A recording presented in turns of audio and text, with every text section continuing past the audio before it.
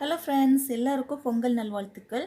இன்றைக்கி வந்து ஒரு சூப்பரான பொங்கல் ரெசிபி தான் பார்க்க போகிறோம். சக்கரை பொங்கல் பாருங்க எவ்வளோ சூப்பராக இருக்குன்னு. வாங்க வீடியோக்குள்ளே போகலாம்.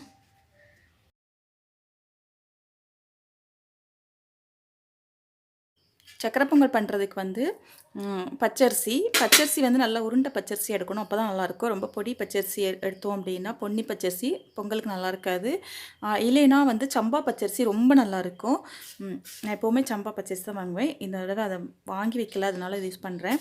அப்புறம் பாசி பருப்பு, இது ஒரு கப். இது வந்து அரை கப் கொஞ்சம் கம்மியாக கூட எடுத்துக்கலாம். அப்புறம் ஏலக்காய் தூள், நெய், அப்புறம் அச்சு வெல்லம், இல்லைன்னா நாட்டு சக்கரை, அப்புறம் முந்திரி பருப்பு. நான் முந்திரி பருப்பு வந்து குட்டி குட்டியாக தான் போடுவேன். இப்படின்னா என் பிள்ளைங்க எடுத்து வச்சுருவாங்க. குட்டியாக போட்டு அப்படியே சேர்த்து சாப்பிடுவாங்க. அதனால் உடச்சிக்கலாம் இதை. இப்போ இதை நல்லா வறுத்துக்கலாம். ரொம்ப லைட்டாக, அதாவது கலர் சேஞ்ச் ஆகிடக்கூடாது. லைட்டாக வறுத்துக்கணும். அரிசியை நான் வறுக்க மாட்டேன். இப்படியே பண்ணாலும் ரொம்ப நல்லா தான் இருக்கும். இந்தளவுக்கு வறுத்துக்கணும். அதாவது கலர் சேஞ்ச் ஆகக்கூடாது, பட் நல்லா வறுத்துருக்கணும். அப்புறம் பால் விட்டு வேக வைக்கலாம். அப்படி இல்லைன்னா கடைசியில் பால் சேர்த்துக்கலாம். இப்போ வந்து அச்சு வெல்லம் எவ்வளோ சேர்க்கணும் அப்படின்னு தெரியாது.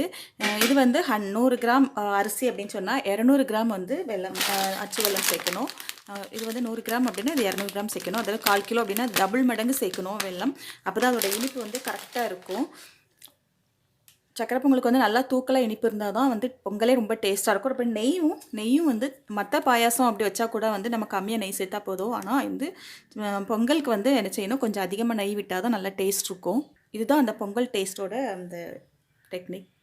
இப்போ ஒரு குக்கரில் அரிசி சேர்த்துக்கலாம். அப்புறம் நம்ம வறுத்து வச்சுருக்க பருப்பு சேர்த்துக்கலாம். சேர்த்துட்டு நல்லா கழுவிக்கலாம். இப்போ இதிலேருந்து ஒரு 4 மடங்கு 5 மடங்கு தண்ணி சேர்த்துக்கலாம். பொங்கல் வந்து ரொம்ப டேஸ்ட்டாக இருக்கணும்னா 3 விஷயந்தான். ஒன்று வந்து நெய் நிறைய சேர்க்கணும். அப்புறம் வந்து அரிசியை வந்து குக்கரில், இந்த இதை வந்து குக்கரில் வேக வைக்காமல் பானையிலே வேக வச்சா ரொம்ப நல்லாயிருக்கும். அதுதான் நல்ல டேஸ்ட்டு இதை விட. அப்புறம் வந்து வெல்லம் வந்து நம்ம டபுள் மடங்கு போடணும் அந்த அரிசி எடுத்துருக்க அளவுலேருந்து. இந்த 3 கரெக்டாக வந்துடுச்சு, நம்மளோட பொங்கல் வந்து அவ்வளோ டேஸ்ட்டாக இருக்கும். நான் இதில் பால் சேர்க்கல, நான் கடைசியில் தான் சேர்ப்பேன். குக்கரை க்ளோஸ் பண்ணிவிட்டு ஒரு 4-5 விசில் வச்சுக்கலாம். இப்போ சில பேருக்கு வந்து இவ்வளோ அரிசி போட்டிருக்கோம், மொத்தமாக வாங்கி வச்சுருப்பாங்க, இவ்வளோ வெல்லம் போடணும் அப்படின்னு தெரியல அப்படின்னு சொன்னால் பாருங்கள், இது ஒரு பீஸ் வந்து 50 கிராம் கிட்டே இருக்கும். அந்த இதை நம்ம கணக்கு வச்சுக்கலாம், ஒரு பீஸ் 50 கிராம் அப்படின்ட்டு. இப்போ வந்து நான் வந்து ரைஸ் வந்து இதுக்கு வந்து 1 கப் எடுத்தேன். இது வந்து 125 கிராம் ரைஸ் இருந்துச்சு. 0 பண்ணிவிட்டு இப்போ ஒன்று வந்து 50 கிராம் இருந்துச்சு இல்லையா,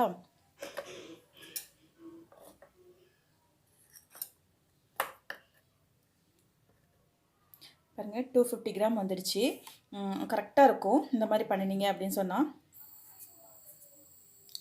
அதாவது 125 கிராமுக்கு 250 கிராமுக்கு வந்து சர்க்கரை ரொம்ப நல்லாயிருக்கும். இப்போ வெல்லத்தை கரைச்சிக்கலாம்.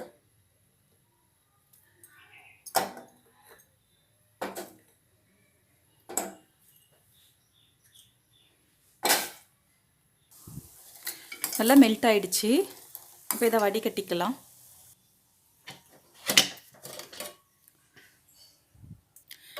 கரெக்டாக நல்லா தளதளன்னு வந்திருக்கு.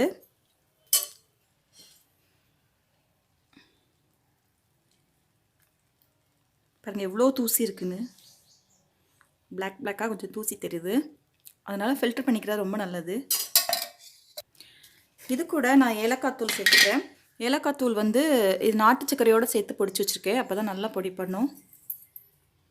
நாட்டு சர்க்கரை தான், அது கூட ஏலக்காய் சேர்த்து பொடி பண்ணியிருக்கேன், அதை சேர்த்துக்கிறேன்.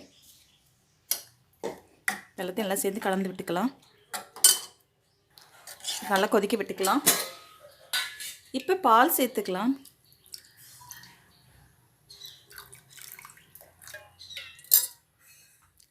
ஒரு கப்லேருந்து 2 கப் வரைக்கும் பால் சேர்த்துட்டு நல்லா கொதிக்க விட்டுக்கலாம். நல்லா தளதளன்னு சூப்பராக ரெடி ஆகிடுச்சு. இப்போ இது கூட நெய்யில் வறுத்த முந்திரி எல்லாம் சேர்த்துக்கலாம். இப்போ இப்படி தான் இருக்கும். ஆறுனதுக்கப்புறம் நல்லா செட் ஆயிரும். நான் ஆறுனதுக்கப்புறம் காமிக்கிறேன். தேங்க்யூ.